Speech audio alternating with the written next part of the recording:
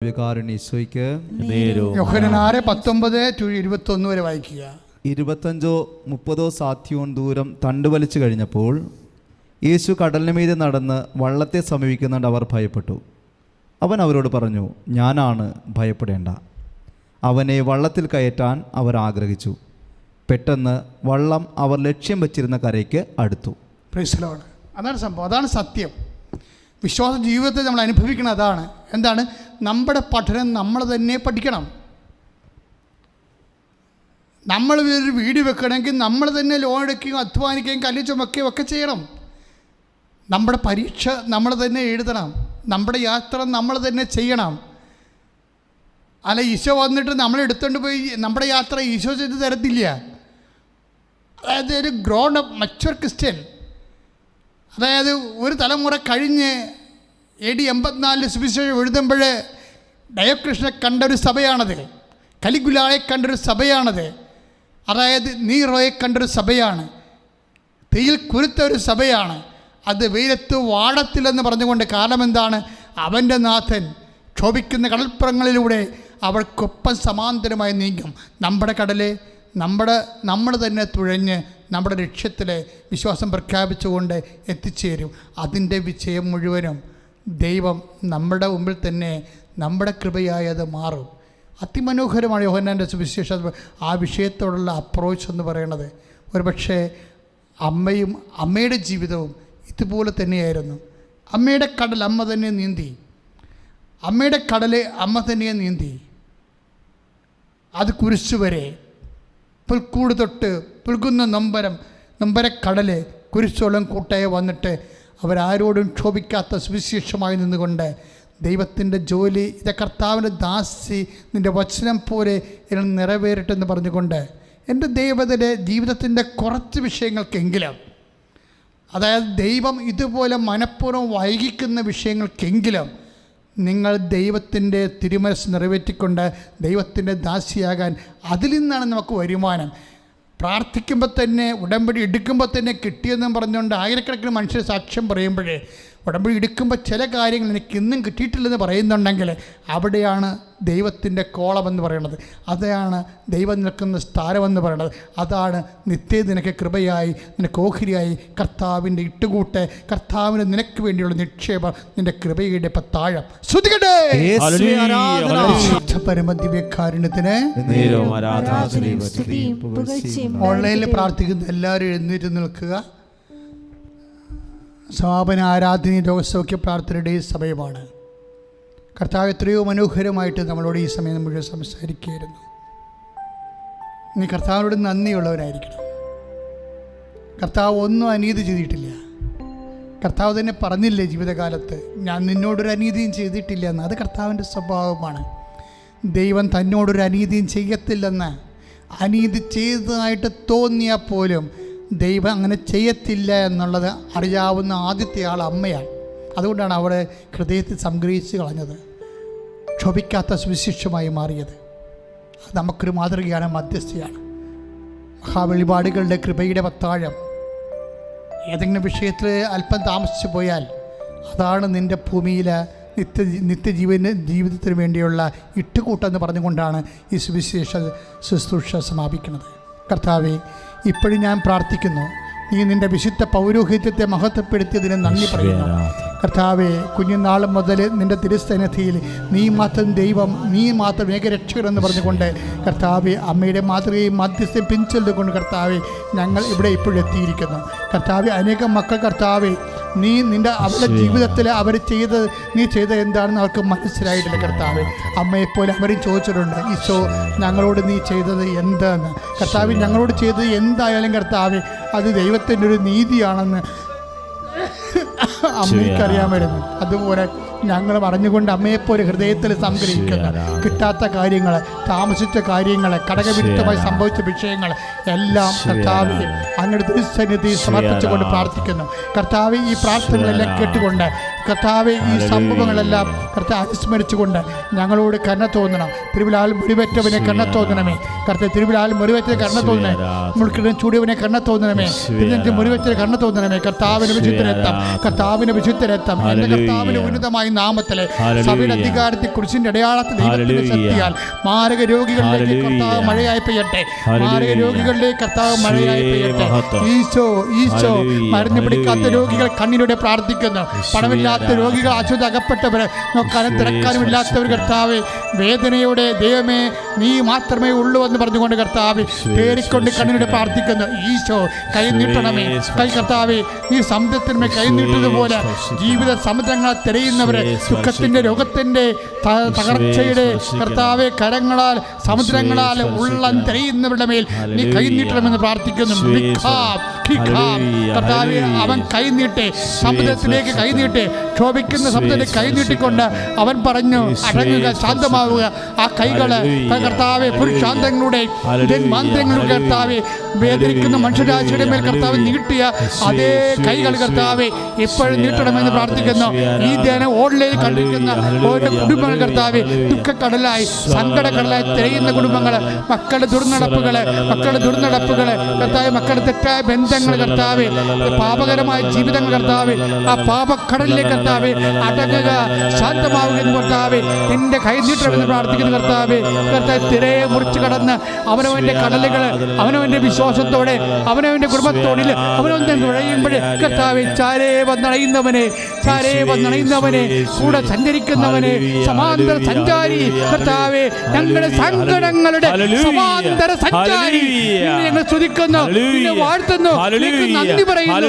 ഉന്നതമായ നാമത്തിലെ മാരക രോഗങ്ങളെ, ഉന്നതമായ നാമത്തിലെ വേദനകളെ, ഉന്നതമായ നാമത്തിലെ കുടുംബത്തിന്റെ സങ്കടത്തിന്റെ രോഗത്തിന്റെ കടങ്ങളുടെ കടലുകള് സങ്കട കടലുകള് തെരയുന്ന ഹൃദയങ്ങള് യേശുനാമത്തിൽ കൽപ്പിക്കുന്നു. ഉപ്പുമാങ്ങാ പോലെ ചുട്ടിപ്പോയ മക്കളെ ഇവിടെ ആരാധനയിൽ സാക്ഷ്യത്തിൽ ഞാൻ സംസാരിച്ചായിരുന്നു. അതുപോലെ അലർജി വന്ന് വികൃതകോലമായിട്ട് കൈകളെ കർത്താവ് സെക്കൻഡുകൾ കൊണ്ട് സുഖപ്പെടുത്തി. ദൈവത്തിലെ ഇതുപോലെ ഏതെല്ലാം മേഖലകളിലെ നിന്റെ ജീവിതത്തിൽ എന്തെല്ലാം രോഗങ്ങളുണ്ടോ എവിടെയെല്ലാം നിന്നെ വേദനിപ്പിക്കുന്നുണ്ടോ, നിന്റെ പ്രഷർ രോഗങ്ങളുള്ളവരെ നെഞ്ചത്ത് കൈവച്ചുകൊണ്ട് പ്രാർത്ഥിക്കട്ടെ. ഷുഗർ രോഗമുള്ളവരെ നെഞ്ചത്ത് കൈവച്ചുകൊണ്ട് പ്രാർത്ഥിക്കട്ടെ. മാറാത്ത തലവേദന ഉള്ളവരെ തലയിൽ കൈവച്ചുകൊണ്ട് പ്രാർത്ഥിക്കട്ടെ. ടോൺസിൽ രോഗികളെ തൊണ്ടയിൽ കൈവച്ചുകൊണ്ട് പ്രാർത്ഥിക്കട്ടെ. പെൺകരുത്തിന് വേദന സ്പോണ്ടിലോസിസ് രോഗികളെ പെൺകരുത്ത് കൈവച്ചുകൊണ്ട് പ്രാർത്ഥിക്കട്ടെ. ഈശോന്റെ പരിശക്തി കടൽ രോഗികളെ പിന്നെ കർത്താവ് നെഞ്ചിന് താഴെ കൈവച്ചുകൊണ്ട് പ്രാർത്ഥിക്കട്ടെ. ഈശോ നിന്റെ വിശുദ്ധ പൗരോഹിത്യത്തെ മഹത്വപ്പെടുത്തണമേ കർത്താവേ. സഭയുടെ സാന്നിധ്യം പ്രകടമാക്കണമേ അമ്മേ. ഈശോ സഭയുടെ സമയ കടികാരവുമായി കർത്താവെ തിരുനെഞ്ചിലെ സമയ കടികാരവുമായി കൃപാസ്ഥാനത്താരെ പ്രത്യക്ഷപ്പെട്ട് അമ്മയുടെ മധ്യസ്ഥത്തിലെ അമ്മയെ മധ്യസ്ഥ നിർത്തിക്കൊണ്ട് ആയിരങ്ങൾ പതിനായിരങ്ങള് ഈ ഓൺലൈനിൽ പ്രാർത്ഥിക്കുമ്പോഴേ അവർക്ക് വേണ്ടി പ്രാർത്ഥിക്കുന്ന ജോലിയില്ലാത്തവരെ, പരീക്ഷ ഒത്തു വരാത്തവരെ, പരീക്ഷ ജയിക്കാത്തവരെ, കർത്താവെ പരീക്ഷയ്ക്ക് പരാജയപ്പെട്ടു പോയവരെ, അതിന്റെ പേര് പണം നഷ്ടപ്പെട്ടു പോയവരെ, ജോലി നഷ്ടപ്പെട്ടു പോയവരെ, ജോലി പറഞ്ഞയക്കപ്പെട്ടവരെ, നാട് വിട്ടു പോയവരെ, നാട്ടിലേക്ക് പറഞ്ഞു വിട്ട് അയക്കപ്പെട്ടവരെ, തിരിച്ചു പോകാൻ പറ്റാത്തവരെ, യേശുവേ അകലങ്ങളോട് താമസിക്കുന്നവരെ, അവർക്ക് വീടില്ലാത്തവരെ, വലിയ വാടക കൊടുത്തു കർത്താവെ, സാമ്പത്തിക കടങ്ങളിലേക്ക് എത്തിച്ചെന്നവരെ, ഭാര്യയുടെ ജീവിത പങ്കൽ ആടുകൾ തൊഴിൽ കർത്താവെ നഷ്ടപ്പെട്ടു പോയവരെ എല്ലാം ഇപ്പോഴേറ്റെടുക്കണമേ. അന്യന്റെ ഔദാര്യത്തിൽ കർത്താവെ കഴിയുന്നവരെ അവരുടെ സങ്കടങ്ങളെ കർത്താവെ ഏറ്റെടുക്കണം കർത്താവെ. ഭക്ഷണവും താമസവും മാത്രം കിട്ടിയ പോലല്ലോ കർത്താവെ, ജീവിതമില്ലാത്ത കർത്താവെ, അശരണരെ കർത്താവെ, ഓരോരുടെ ഔദാര്യത്തിൽ ജീവിക്കുന്നവരുടെ മേൽ കർത്താവിന് കാരുണ്യം ചെയ്യട്ടെ, കർത്താവിന് കാരുണ്യം ചെയ്യട്ടെ, കർത്താവിന് കാരുണ്യം ചെയ്യട്ടെ. ശ്രദ്ധിക്കട്ടെ.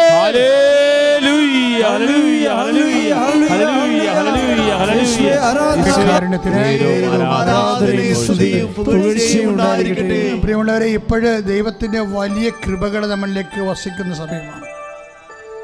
അസാധ്യമായ കാര്യങ്ങൾ നിങ്ങളെ വെറുത്തുപേക്ഷിച്ച് അല്ലെങ്കിൽ നിങ്ങളെ ഉപേക്ഷിച്ച് കളഞ്ഞ, പ്രാർത്ഥനയ്ക്ക് പോലും വെക്കാതെ കുറേ വർഷങ്ങളായിട്ട് പ്രാർത്ഥിക്കാത്ത വിഷയങ്ങൾ, ഈ ധ്യാനത്തിൻ്റെ ആദ്യ സമയത്ത് സൂചിപ്പിച്ച പോലെ അങ്ങനെയുള്ള കാര്യങ്ങൾ ഇപ്പോഴും കർത്താവിനെ ഏൽപ്പിക്കുക. രോഗമായിക്കൊള്ളട്ടെ, അയൽവാസി തർക്കമായിക്കൊള്ളട്ടെ, മറ്റു തരത്തിലുള്ള എല്ലാവിധത്തിലുള്ള വിഷമതകളായിക്കോട്ടെ, ഇപ്പോൾ സമർപ്പിക്കട്ടെ.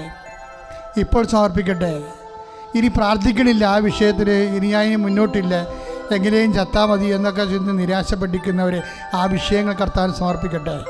നിനക്ക് എന്തെങ്കിലും കാര്യത്തിൽ കർത്താവ് നിൻ്റെ വിഷയത്തിൽ ലാഗ് ചെയ്യുന്നത് നിനക്ക് തോന്നിയാൽ നീ ഓർക്കണം, വൈകുന്നവരുടെ സുവിശേഷം എന്ന് പറഞ്ഞിരിക്കുന്നത് മുഴുവനും കർത്താവ് വൈകിയെങ്കിൽ അതിനൊരു കാരണം കർത്താവിനുണ്ട്. എന്താ കർത്താവിൻ്റെ കാര്യം? സത്യമായും അവൻ ദൈവപുത്രനാണെന്ന് മർക്കോസിൻ്റെ സുവിശേഷം നമ്മൾ വായിച്ചതാണ്. എന്താണ് അപ്പം വർദ്ധിപ്പിച്ചതിൻ്റെ ആ പൊരുളെന്താണെന്ന് അവർ അറിഞ്ഞില്ല എന്ന്. അപ്പം വർദ്ധിപ്പിച്ചതിൻ്റെ പൊരുളെന്താണെന്ന് നമുക്കറിയാം.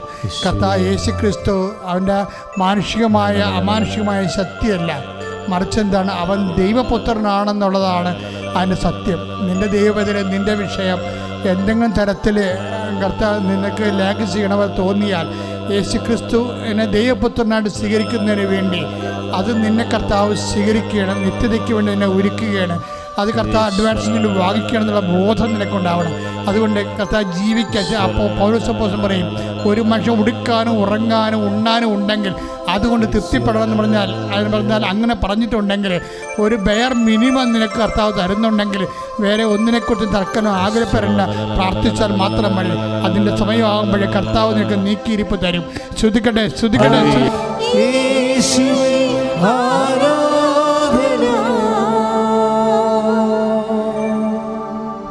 പരിശുദ്ധ പരമദിവ്യകാരുണ്യത്തിന് ആരാധനയും സ്തുതിയും പുകഴ്ചയും ഉണ്ടായിരിക്കട്ടെ. പരിശുദ്ധ പരമദിവ്യകാരുണ്യത്തിന് ആരാധനയും സ്തുതിയും പുകഴ്ചയും ഉണ്ടായിരിക്കട്ടെ.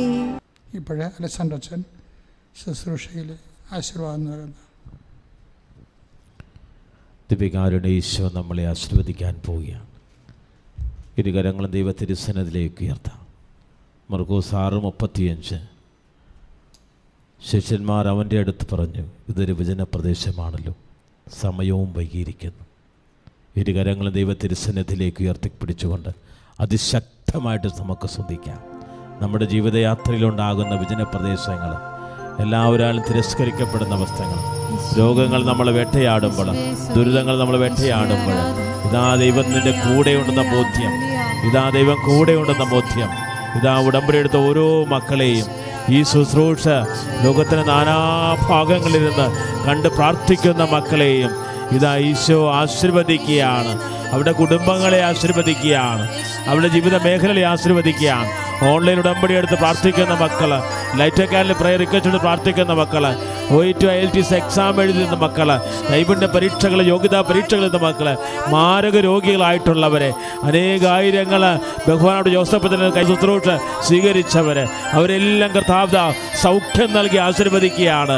കൃപാസനത്തെ പ്രത്യക്ഷയായ പരിശുദ്ധമ്മയുടെ പ്രത്യക്ഷീകരണം തിരുസഭ ഏറ്റെടുക്കുന്നതിന് വേണ്ടി പ്രാർത്ഥിക്കുന്നു, തിരുസഭയെ സമർപ്പിച്ച് പ്രാർത്ഥിക്കുന്നു. കർത്താവിൻ്റെ കൃപ ചൊരിയട്ടെ.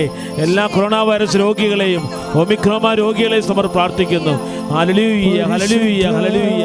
യേശുവേ ആരാധന, യേശുവേ ആരാധന, യേശുവേ ആരാധന, യേശുവേ ആരാധന, യേശുവേ ആരാധന, യേശുവേ ആരാധന, യേശുവേ ആരാധന,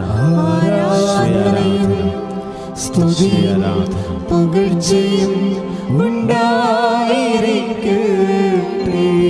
ചേർന്ന് പാടാം.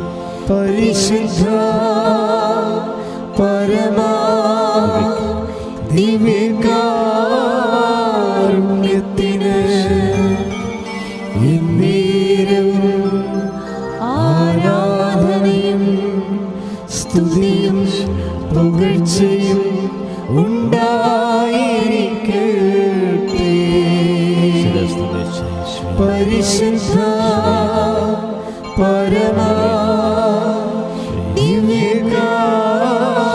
ദിവ്യകാരുണ്യത്തിന് എന്നേരം ആരാധനയും സ്തുതിയും പുകഴ്ചയും ഉണ്ടായിരിക്കട്ടെ. പരിശുദ്ധതയെ മാതാവേ,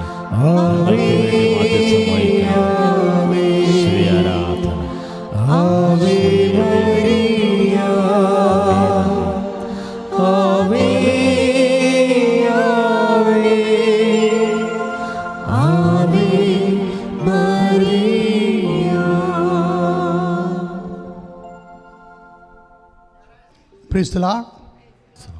പ്രിയമുള്ളവരെ, കൃപാസനത്തിൽ ഒരു മുടക്കവും ഇല്ലാതെ ഇപ്പോഴ് ഉടമ്പടിയും അതുപോലെ ഉടമ്പടി പുതുക്കലും നടന്നുകൊണ്ടിരിക്കുകയാണ്. എന്തെങ്കിലും